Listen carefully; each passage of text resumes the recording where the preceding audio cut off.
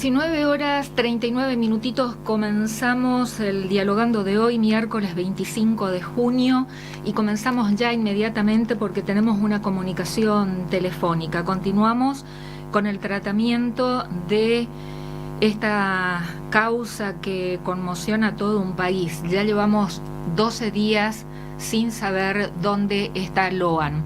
Lo presentamos inmediatamente, está en comunicación telefónica el señor Gustavo Vera de la Fundación Alameda, con quien nosotros el miércoles de la semana pasada ya tomábamos contacto con él en relación al caso de la desaparición de este niño correntino de 5 añitos, Loan Danilo Peña. Gustavo Vera, ¿qué tal? ¿Cómo le va? Buenas noches. ¿Qué tal? Buenas noches, ¿cómo están? Bueno, finalmente, como usted lo adelantó el día miércoles, y también las presentaciones judiciales que realizaron desde el lunes de la semana pasada, 17 de junio, respecto a que el Fuero Federal, la Justicia Federal, intervenga en la investigación porque estaban convencidos de la posibilidad que se trate de una causa sobre trata de personas. En la experiencia en que ustedes trabajan con la Fundación Alameda, Vera, por favor, ¿cómo es la situación que tenemos en nuestro país o a nivel mundial en relación a esta actividad criminal delictiva como es la trata de personas, sus características? Y sabemos que su tiempo es reducido por el requerimiento periodístico, ya también preguntarle cómo debemos trabajar respecto a esta materia, ¿no? Cómo debemos trabajar como Estado para combatir este tipo de organizaciones criminales. Bueno, primero te comento a nivel mundial. A nivel mundial, lamentablemente, el fenómeno de la trata, según las estadísticas de Naciones Unidas, ha tenido un crecimiento exponencial a partir de la pandemia, que ha generado mayores índices de desocupación y, por lo tanto, de vulnerabilidad. La vulnerabilidad social siempre es el caldo de cultivo para que estas mafias puedan tratar de captar, mediante engaño, violencia, a las personas. Otro fenómeno que también ha incrementado el fenómeno de la trata han sido las guerras en algunos lugares. Por ejemplo, en este momento un epicentro de trata importante es Europa del Este, particularmente la frontera de Ucrania y Polonia, también en Medio Oriente, obviamente, lo que está ocurriendo en Gaza. Otro fenómeno tiene que ver con los fenómenos climáticos extremos que obligan a migraciones forzadas de características desesperadas. Y el cuarto fenómeno que ha incrementado el delito tiene que ver con el salto cualitativo de la cultura digital dentro del planeta, ¿no? O sea, hoy todos nos relacionamos de una manera u otra a través de distintas aplicaciones digitales, y por lo tanto el crimen organizado ha mutado también al ámbito virtual, y esto le ha facilitado, le ha ampliado el universo, digamos, de intentos de captación con fines de explotación. Por lo tanto, la cantidad de víctimas, según las estadísticas de Naciones Unidas, que hoy son víctimas del delito de trata bajo sus diferentes modalidades, es de 50 millones, 10 millones más que antes de la pandemia. Perdón, Esto como fenómeno. Reitere ese número, por favor. A nivel mundial, según las estadísticas de Naciones Unidas de fines del 2022, en la cantidad de personas que son víctimas del delito de trata estimativa por Naciones Unidas ha pasado de 40 a 50 millones a raíz de estos 4 fenómenos que te mencionaba entre el 2020 y el 2022. Por Dios, es la expresión que me sale, por Dios, 50 millones de personas víctimas de trata de personas a nivel mundial, estadísticas de Naciones Unidas a fines del año 2022. Y dentro de ese universo... Sigue siendo el tercer delito más rentable detrás de el tráfico de drogas y detrás del tráfico de armas. A veces es el segundo, pero se intercala entre los 3 delitos más rentable, digamos, a nivel mundial. Vera, y dentro... Por lo tanto, está íntimamente conectada con el lavado de activos, ¿no? Y dentro de esa cifra que estamos hablando, nada más y nada menos que de vidas humanas, ¿no? 50 millones. ¿Está establecido estadísticamente la cantidad de niños, niñas, adolescentes, jóvenes, mujeres? Sí, está establecido aproximadamente entre un 20 y un 25%. ¿20 o 25% de niños? Sí, según cada año, exactamente. Wow. Cuando hablamos de niños, hablamos de menores de edad, no Sí, siempre de 5 años, a veces de edades un poco mayores. Sí. ¿Y en nuestro país tenemos estadísticas? Sí, por supuesto. En nuestro país, por ejemplo, entre el 2020 y el 2023 se rescataron 5.204 víctimas. En el último año creo que fueron algo así como, te estoy citando de memoria, por ahí me equivoco, pero por muy poquito, entre 1.300 y 1.400 víctimas, de las cuales un porcentaje menor, menos entre el 10 y el 15, suele oscilar la cantidad de menores que aparecen dentro de ese registro de víctimas rescatadas año tras año. Lo que sí te puedo decir es que año tras año siempre estamos entre 1.000 y 1.500. Esa es la cifra más o menos que se reitera año tras año en la Argentina. Entre 1.000 y 1.500 víctimas son rescatadas del delito de tratas aquí en nuestro país. ¿Con qué características? Exacto. ¿De explotación de qué tipo, Vera? Y tenés más o menos, lo tenés por mitades casi, o sea, mitad con fines de explotación sexual y mitad con fines de explotación laboral, y otros pequeños porcentajes que hay mucho menores de matrimonios forzados, que se han encontrado algunos casos, mendicidad forzada también, tráfico de fluidos, por ejemplo, cuando se vendía plasma durante la pandemia y hay causas abiertas en el Fuero Federal, una en Salta y creo que una en la Patagonia y otra en provincia de Buenos Aires, pero los mayores delitos son en el ámbito sexual y laboral, y obviamente también la trata, obviamente las redes de crimen organizado van modificando sus características de acuerdo a la situación económica, social, geográfica, a los cambios tecnológicos. Entonces, lo primero que tenés que saber es que hoy la trata opera mucho desde el ámbito virtual. O sea, hoy hay mucho reclutamiento o intentos de reclutamiento con promesas engañosas de laborales desde el ámbito virtual. Lo segundo, sí. Y esto tiene que ver con que hubo un ingreso, sobre todo a partir de la pandemia, un ingreso casi universal al mundo digital, pero no hubo una preparación para el ingreso a ese mundo digital. Entonces muchos niños, niñas y adolescentes no tienen una educación de alguna manera adecuada para cuidar sus perfiles, para no poner, digamos, tantos datos de los perfiles de quienes miran sus páginas, quienes muchas veces los tienen completamente abiertos, y esto facilita la tarea del reclutador, ¿me explico? Totalmente. Para que se mimetice como un supuesto novio, un supuesto amigo, un supuesto benefactor. Hemos tenido muchísimas denuncias en estos 4 años que empezaban, digamos, desde el ámbito virtual.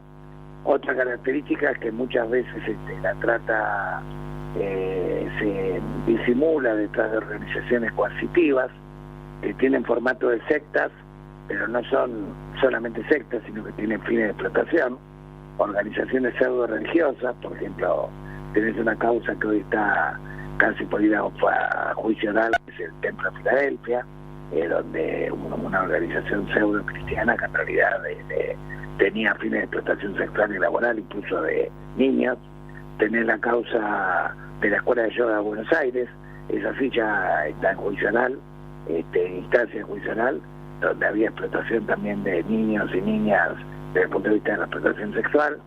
Tenés una mega causa que se abrió recientemente en 5 o 6 provincias de una pseudo comunidad terapéutica muy conocida internacionalmente, que se llama REMAR, en la cual hubo allanamientos en Córdoba, San Luis, provincia de Buenos Aires, Entre Ríos, Mendoza, etcétera, en la cual se recibían a chicos en un estado de vulnerabilidad, que eran víctimas de adicciones, y luego que se los equilibraba un poco, se los utilizaba para trabajos forzados. Bueno, hoy tiene de alguna manera lo que se llama organizaciones coercitivas, o sea, organizaciones que tienen formato sectario, pseudo filantrópicas, pseudo comunitarias, pseudo religiosas, que esconden en realidad fines de explotación, ¿no? Obviamente también tienes una vinculación de la trata con el grooming, en el ámbito de la virtualidad, tenés una vinculación de la trata con la pornografía infantil también, y obviamente también hay compra y venta de bebés, niñas y adolescentes, pero sobre todo de bebés con fines de adopción fraudulenta, ¿no? Vera, a ver, regiones geográficas dentro de nuestro país, ¿se caracterizan una más que otras respecto en el trabajo de rescate, ¿no?, de las víctimas entre 1.000 y 1.500 en nuestro país por año? ¿Están diferenciadas las regiones? Sí, por supuesto hay regiones que son más densas que otras por las características geográficas, las que son fronterizas, por ejemplo, las que están bordeando el hidrovía, las que están cerca de los puertos, sí, es donde más suelen ocurrir este tipo de delitos, ¿no? Hay fronteras que son, que ustedes ya conocen, que son donde se entremezcla también muchas veces el narcomenudeo con la trata. A veces una persona puede ser explotada como mula y después además puede ser explotada sexualmente o a la inversa, primero explotada sexualmente y después utilizada como mula. Otros pueden ser explotados como soldados de campana, niños, como soldados de campana del circuito del narcomenudeo, a partir de hacerlos adictos, digamos, a estupefacientes. Bueno, hoy de alguna manera el crimen organizado, digamos, no es que se maneja fragmentariamente, sino que va utilizando distintas oportunidades. Para que haya crimen organizado, primero es importante que se sepa que no es lo mismo robar una billetera en un colectivo que secuestrar a una persona con fines de explotación y luego reducirla en algún lugar a una explotación sexual o laboral. Para que ocurra la trata tiene que haber zona liberada, y para que haya zona liberada tiene que haber complicidad total. O sea, la trata no, al igual que el narcotráfico, al igual que el tráfico de armas, son delitos que forman parte del crimen organizado, manejan mucho dinero, tienen mucha capacidad de sobornar, de corromper, y generalmente siempre hay funcionarios involucrados en la cadena de explotación, que son los que facilitan la zona liberada, ¿no? Como en este caso tenemos a varios funcionarios. Bien. Comisario y una secretaria de producción. Bueno, para captar, para sustraer en este caso a un menor y con las características de lo que pasó con Loan, eso, sí. ¿Se puede organizar con un guiño, como una seña de truco en ese almuerzo para captarlo al menor y llevarlo, o necesita premeditadamente una organización y que esté ya planificado? ¿Se lo puede hacer así, casualmente? No, en general se lo hace a través de una... Si es por la vía del secuestro, como pareciera ser este caso, porque ojo, también puede ser que haya sido secuestrada con fines de abuso y conseguido a muerte. Esperemos que no, Dios quiera que no, y que esté sano y salvo.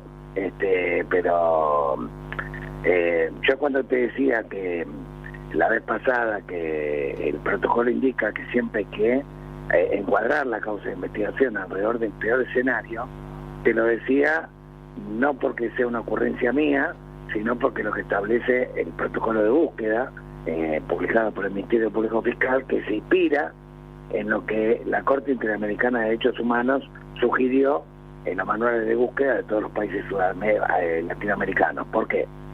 La Corte Interamericana, a partir de un caso que se llama González Campo Algodonero versus México, estudió un caso de una desaparición sistemática de mujeres en un campo, en el cual siempre se la buscaba con la carátula de búsqueda de paradero, nunca se las encontraba, bueno, hasta que finalmente con el correr de 2 años se fueron dando cuenta que en realidad las mujeres desaparecían porque había detrás una red de trata con fines de explotación sexual.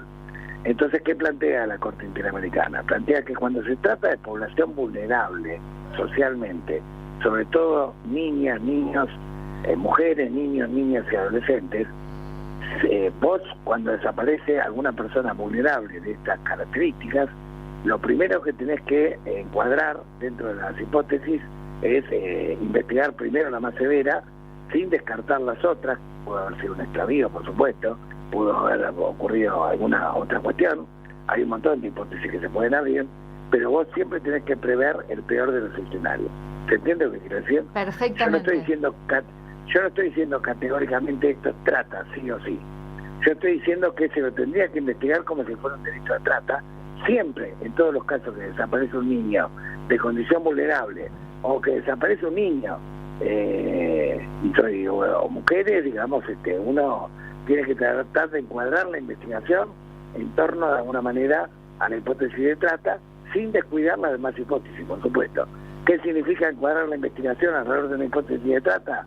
Que desde el minuto cero al comando está un juzgado federal, desde el minuto cero vos sacás a las fuerzas locales por prevención y poner fuerzas federales, porque si se trata, hay complicidad, son liberadas y por lo tanto es probable que haya miembros de la fuerza de seguridad que faciliten de alguna manera que el delito ocurra, por eso se reemplaza la policía local por las fuerzas federales.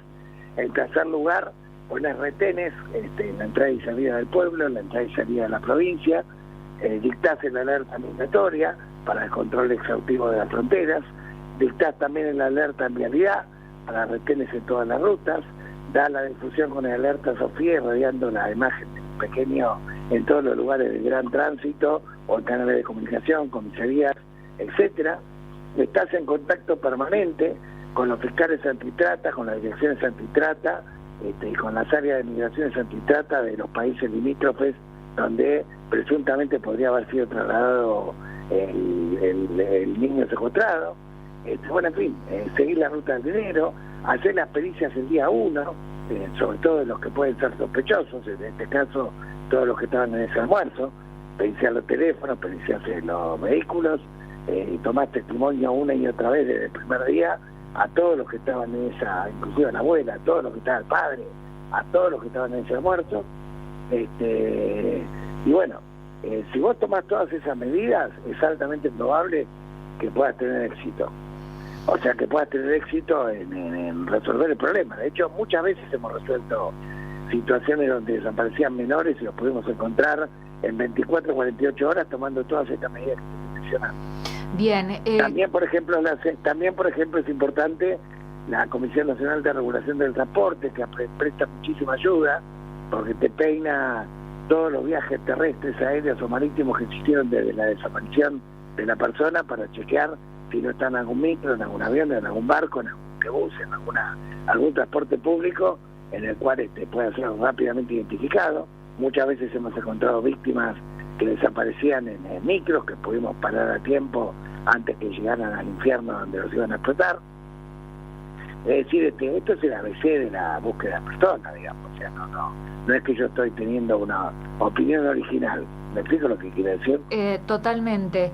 Como sabemos que su tiempo es limitado, Vera, ¿de qué manera hay que trabajar para combatir este tipo de organizaciones delictivas? ¿Se alcanza solo con el Estado provincial o mancomunadamente con el Estado nacional y también transnacional?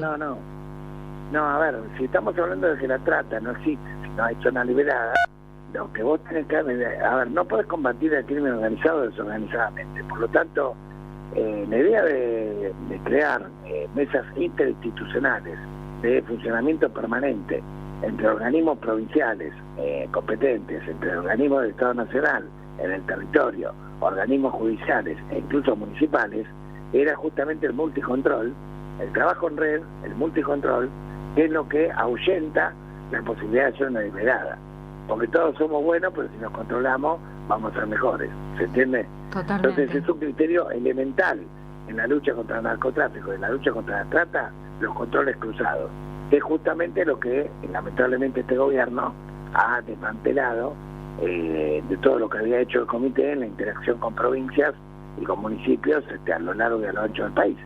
El gobierno anterior pudo haber tenido muchos defectos, pero en materia de lucha contra la trata, ayer se publicó el informe del Departamento de Estado, de la Oficina de Monitoreo del Departamento de Estado, que es la evaluación más importante que hay en el planeta sobre trata. ¿En Estados Unidos? Mide el ranking de 188 países, y bueno, el gobierno anterior de Alberto Fernández, los 4 años consecutivos estuvo en la máxima categoría internacional, y entre los 3 países más destacados en materia de esfuerzos de lucha contra la trata. O sea que año tras año iba creando políticas públicas y además iba creando una esfera de prevención masiva.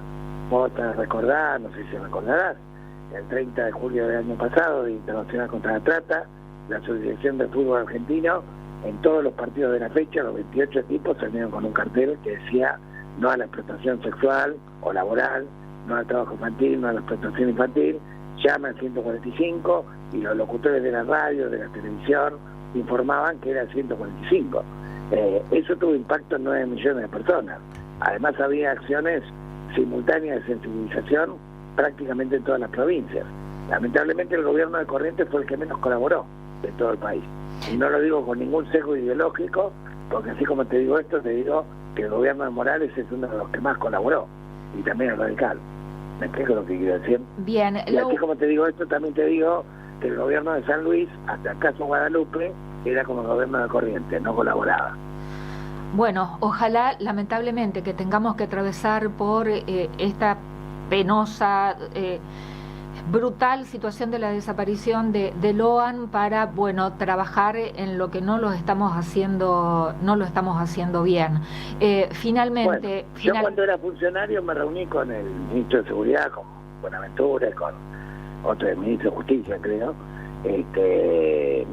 Bueno, lamentablemente no ellos se comprometieron a que los organismos provinciales trabajaran junto con los organismos nacionales y con los organismos judiciales para que trabajáramos en red. Si tuviéramos esta red armada, como está armada en muchas provincias, probablemente hubiéramos actuado más rápido, los protocolos se hubieran articulado más rápido, porque vos imagínate que todas las medidas que te mencioné, que habría que haber tomado al minuto cero, es imposible que las tome un juzgado de garantías, imposible.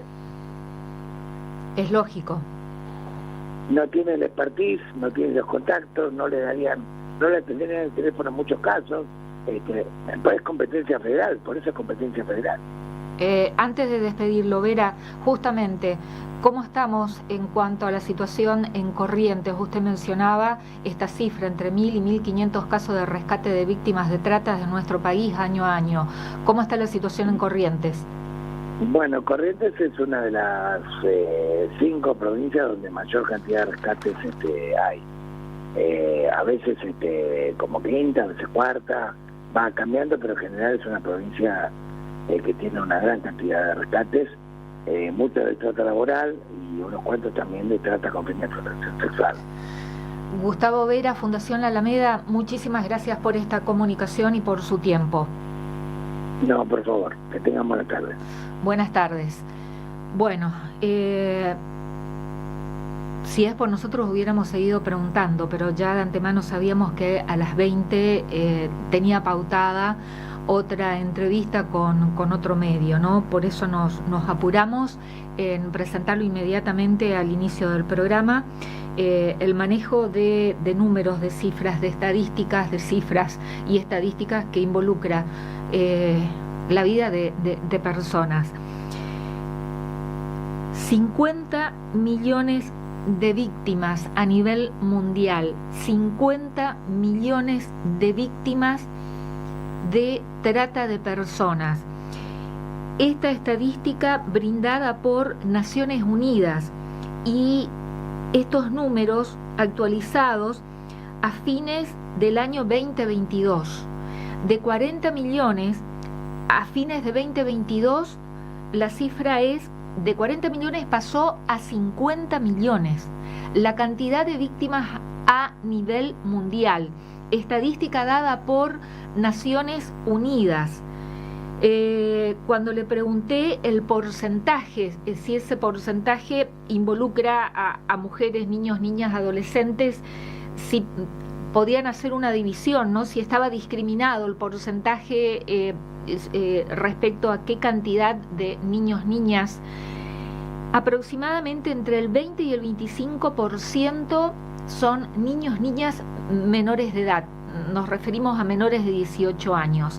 De ese 50 millones de víctimas a nivel mundial, entre un 20 y un 25% corresponde a menores de 18 años y entre esos menores de 18 años, niños y niñas. En Argentina, ¿cuáles son los números? Entre 1.000 y 1.500 casos de rescate de víctimas que se producen año a año y también en crecimiento. entre el 2020 y el 2023 en nuestro país fueron rescatadas 5.204 víctimas que fueron rescatadas. En el último año, esto es entre 2020 y 2023. Durante 3 años, entonces, 5.204 víctimas se rescataron en Argentina. En el año 2023, aproximadamente 1.500 víctimas rescatadas. Y el porcentaje varía entre un 10 y un 15% respecto a menores de 18 años, es decir, niños, niñas y adolescentes. Corrientes estaría en el 5º lugar como la provincia con mayor cantidad de rescates de víctimas de trata, sobre todo de explotación laboral. 5ª provincia con mayor cantidad de rescates de víctimas de trata, la provincia de Corrientes, sobre todo explotación laboral. A ver, me parece que el título que lo grafica todo es cuando le pregunté a Gustavo Vera de la Fundación Alameda cómo se debe combatir estas organizaciones criminales, cómo se debe combatir a la trata de personas. Y él respondió, lo anoté textualmente: no se puede combatir el crimen organizado desorganizadamente. Creo que es la síntesis. No se puede combatir el crimen organizado desorganizadamente. Deben existir mesas interinstitucionales, multicontrol, es decir, controles cruzados, trabajar en red. Es lo que ayer tratábamos de decir, porque la verdad que todavía en estos 11 días ordenar el bagaje de información, de datos, en relación al caso Loan, estoy hablando, ¿no? Durante estos 11 días que estamos trabajando sin descanso, ordenar la información, ordenar la cabeza, porque es tan violento esto que nos está ocurriendo en nuestra propia casa, y la vorágine, todos los días, el minuto a minuto de las novedades que se van produciendo, la falta de comunicación institucional. Bueno, todavía no tuvimos el tiempo necesario como para ordenar las ideas, porque es tal el shock que nos produce saber que esto nos está ocurriendo. Ante la existencia que sabemos que existen estas realidades, bueno, ahora nos está tocando vivirla propiamente en nuestra casa, en Corrientes. Y ayer trataba de expresar un poquito en esa cantidad de minutos que trataba de hacer un análisis tal vez un poquito desordenado y bastante largo, en esto que lo resumió perfectamente Gustavo Vera, con la experiencia que tiene justamente trabajando en el rescate de víctimas de tratas, como es a través de la Fundación de la Alameda, y lo hacen sintetizado en estos 4 renglones. No se puede combatir el crimen organizado desorganizadamente. Deben existir mesas interinstitucionales. Esto involucra a todas las instituciones, a todos los poderes, a todas las jurisdicciones. El multicontrol o controles cruzados, ¿no? Y trabajar en red es fundamental. No podemos ser compartimentos estancos. Esto es elaborar una cadena en donde existen distintos eslabones, así como también es el modo de operar de estas organizaciones. Hay eslabones, hay estructuras. Bueno, el Estado en su conjunto, estados municipales, Estado provincial, Estado nacional y la región, porque tampoco hay que estar constantemente comunicados. Nosotros, nuestro país tiene múltiples fronteras, puntos de fronteras. Somos una provincia que limitamos Paraguay, Brasil, Uruguay. Tenemos el río Paraná, tenemos el río Uruguay, tenemos fronteras secas, con una geografía que facilita la entrada, la salida, el escape para el cometido de estas organizaciones delictivas, como por ejemplo el contrabando de cigarrillos o el narcotráfico. Fuimos noticia escandalosamente a nivel nacional, Itatí, por ejemplo, ¿no? Entonces, a ver, si ayer también lo expresé, Loan nos desnudó. Entonces, sí, con la desaparición de Loan, que todavía formalmente todavía está ese trámite de traspaso, ¿no? De pasar la causa de la justicia provincial al fuero federal. Eso tiene que cumplirse la formalidad. No es que va el fiscal con el legajo bajo el brazo, camina unas cuadras y en Goya, porque está todo dentro de un radio muy próximo, ¿no? La Fiscalía de Investigación en Goya, Justicia Provincial con la Fiscalía Federal dentro de la misma ciudad. No es que va el fiscal o el juez, van caminando con el legajo bajo el brazo, son recibidos por el fiscal, la jueza federal y dice, tomen, aquí tienen. No, lo digo así burdamente, no es que lleva el fiscal bajo el brazo el legajo y le entrega y ya listo, ya está, ya la jueza se hace cargo. Eso formalmente tiene su trámite. Bueno, 11 días tardó la justicia provincial en desprenderse de la causa y derivarla al fuero federal, con el cambio de carátula, encuadrándolo en un delito de sustracción de un menor de edad con fines de trata, o captación con fines de trata, ¿no? 11 días tardó en desprenderse. Y esto último que decía Gustavo Vera, porque estuvimos escuchando en las últimas horas hablar de la capacidad operativa que tiene la justicia provincial ante un hecho de esta naturaleza. Estamos escuchando hablar de las dificultades en cuanto a disponibilidad de recursos. Lo ha dicho recién Gustavo Vera. Es prácticamente imposible a la justicia ordinaria cumplir con el ABC ante un tipo de actividad delictiva de la que estamos hablando, en que hay que articular todos los mecanismos,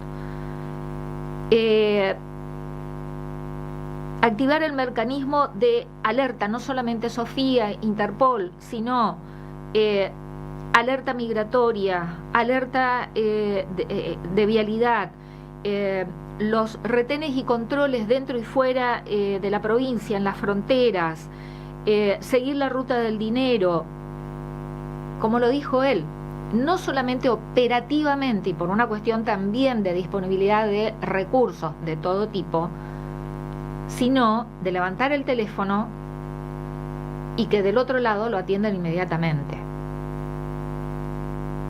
¿Esa es una realidad? Sí, por supuesto que es. Cuando hablamos de recursos de todo tipo.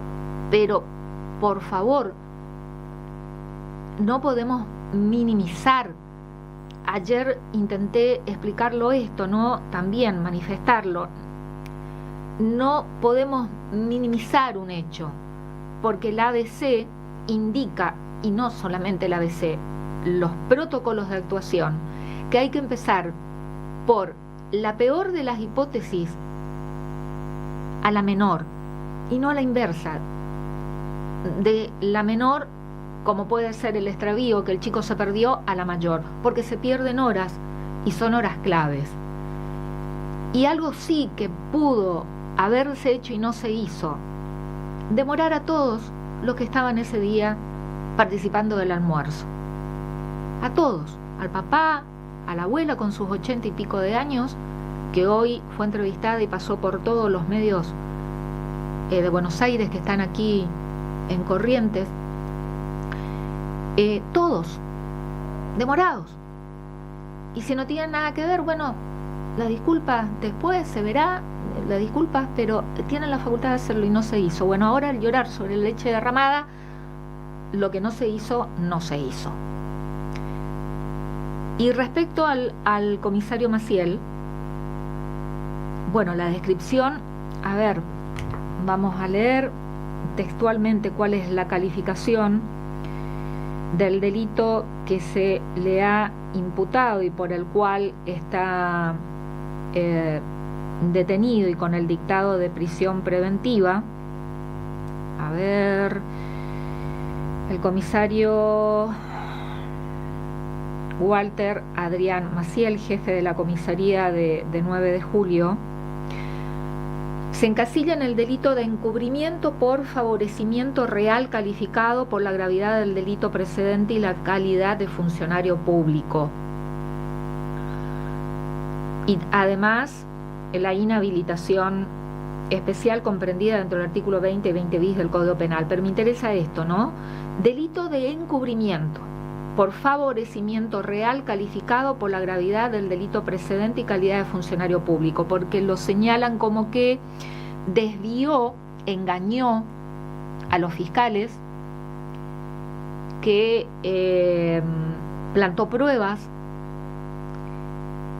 pero en la descripción que estamos escuchando que hacen del comisario Maciel y que lo señalan como el gran responsable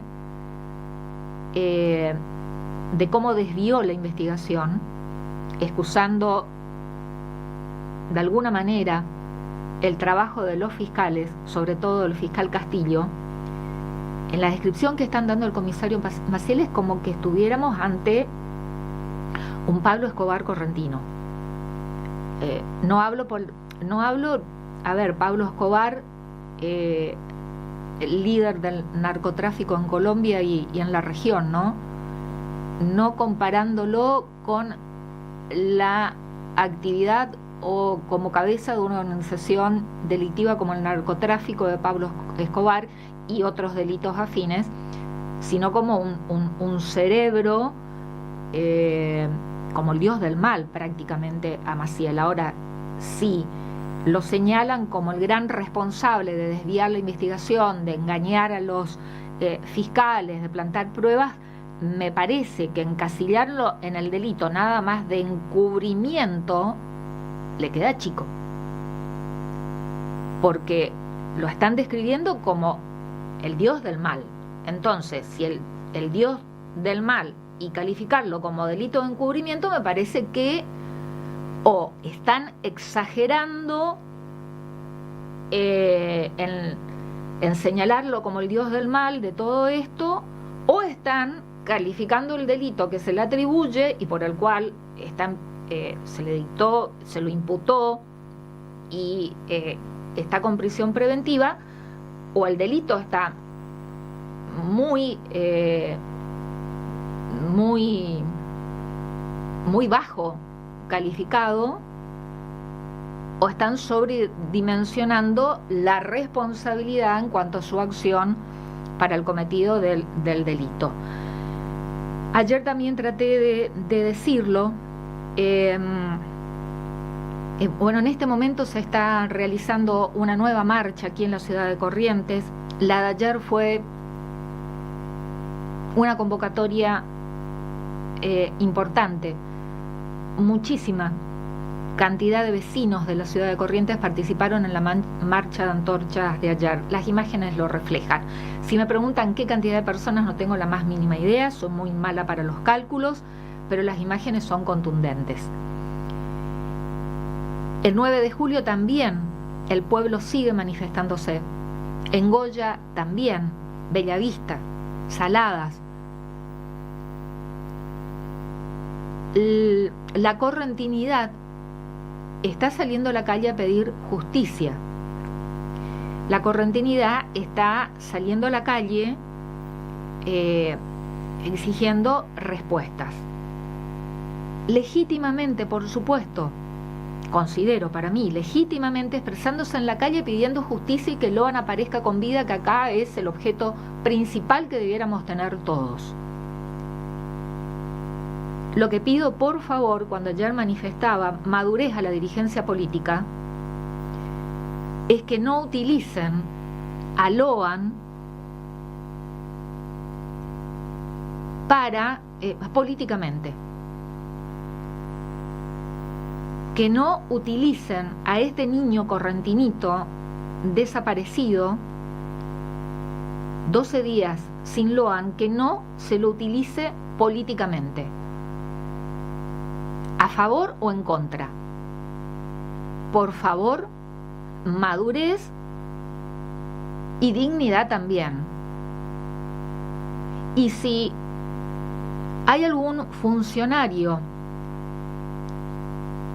en la función que sea que no se ha desempeñado con la responsabilidad que la función exige, ayer también lo dije, están todos los mecanismos institucionales previstos en nuestra Constitución provincial. A ver, en el Poder Ejecutivo es el primer mandatario, el gobernador, quien tiene la decisión y la firma de designar o de solicitar la renuncia a quien considere. En el Poder Legislativo tienen los legisladores la facultad de convocar al funcionario que consideren que debe ir a informar sobre lo actuado. Y en el Poder Judicial existen también todos los resortes internos, si consideran que algún magistrado, algún fiscal, algún funcionario judicial no ha desempeñado sus funciones como su función le exige. Lo pueden hacer abriendo también una investigación interna, o también está el recurso de denunciarlo ante el Consejo de la Magistratura y ahí iniciar el proceso de jurado de enjuiciamiento. Primero la denuncia ante el Consejo de la Magistratura, que es el órgano que decide si da lugar o no a la denuncia, si da lugar pasar al jurado de enjuiciamiento, para lo que se denomina jury o juicio político. Y si dentro del Poder Judicial, cuando digo Poder Judicial, englobo también, incorporo el Ministerio Público. Y si el Poder Judicial no pone ese mecanismo en marcha, lo puede hacer cualquiera. Si los abogados que están interviniendo en la causa de Loan considera que hubo algún funcionario que no cumplió sus funciones de manera responsable, los abogados pueden denunciar a ese funcionario ante la justicia ordinaria o ante el Consejo de la Magistratura o cualquiera. Entonces, está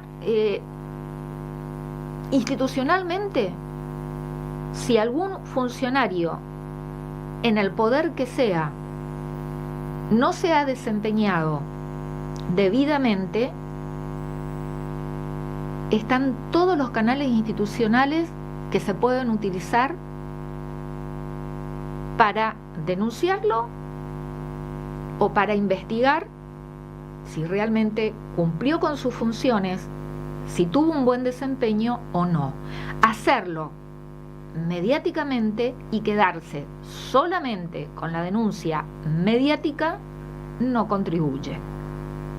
Por favor, insisto, no lo utilicen a Loan para sacar algún rédito político a favor o en contra de, porque acá todas las energías, todos los esfuerzos deben estar puestos en encontrar a este niño con vida. Pasaron 12 días ya. 12 días sin Loan. Y también que nos sirva, y esto nos exige madurez a todos. Si no se está trabajando bien, si tenemos debilidades, vacíos, pongámonos a trabajar en fortalecer eso en lo que no estamos trabajando bien. Lo dijo Gustavo Vera perfectamente, no se puede combatir el crimen organizado desorganizadamente. Acá no debe haber diferencias de colores políticos o partidarios, porque estamos hablando de la vida, en este caso de un niño. Si Loan nos desnudó y nos dejó así, como Dios nos trajo al mundo ante los ojos del país, seriamente analicemos a ver qué nos hace falta, en dónde estamos fallando, qué debemos fortalecer. Pero eso requiere de la madurez de todos. Esto nos exige a trabajar entre todos, en red, no dividirnos más todavía, porque ¿quién gana con eso? Las organizaciones criminales. La justicia federal ahora determinará ante qué tipo de delitos estamos, si realmente se trata, si lo captaron a este niño con fines de explotación. Pero Loan en el paraje no se perdió, eso está claro. Voy a ser reiterativa, un plato volador no lo chupó tampoco. Yo particularmente no creo en el bombero, respeto a aquellos que creen, ¿no? Pero creo que tampoco un duende se lo llevó, ni tampoco creo en las fuerzas del cielo. La realidad concreta es que Loan en el paraje no está ni vivo ni muerto, sino ya fuera, también debió ser encontrado muerto. Y por Dios, todos rogamos que donde esté Loan, esté vivo. Entonces, esforcémonos, no nos dividamos. Aunque existan diferencias políticas e ideológicas, acá todos debemos tener un mismo norte. Y el Estado Nacional también fortalecer las áreas que deben combatir y trabajar este tipo de actividad criminal. No vaciarlas, porque se necesitan recursos especializados, recursos humanos especializados y recursos tecnológicos y recursos económicos, lógicamente. Que Loan nos sirva para unirnos y para fortalecernos, no para dividirnos, debilitarnos y señalarnos culpas, que ya está, lo que no se hizo, lamentablemente no se hizo. Se perdieron horas muy valiosas, sí, se perdieron horas muy valiosas. De ahora en más, señores y señoras, en lo posible para que no vuelva a ocurrir, o poner todo lo que hay que poner para que no tengamos otro Loan, y también para tener la habilidad de ver dónde está la fruta podrida dentro de cada institución,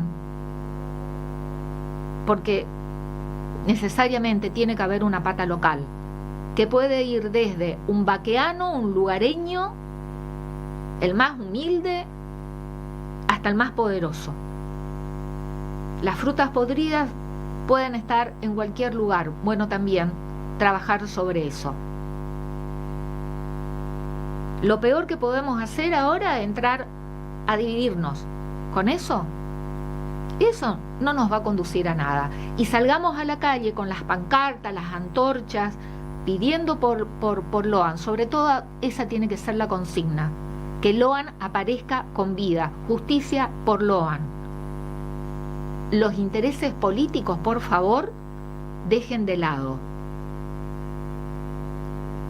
Dejen de lado y ya vendrán las elecciones oportunamente, en donde se compita allí, en las urnas. Ahora, en la calle, la consigna es que Loan aparezca con vida.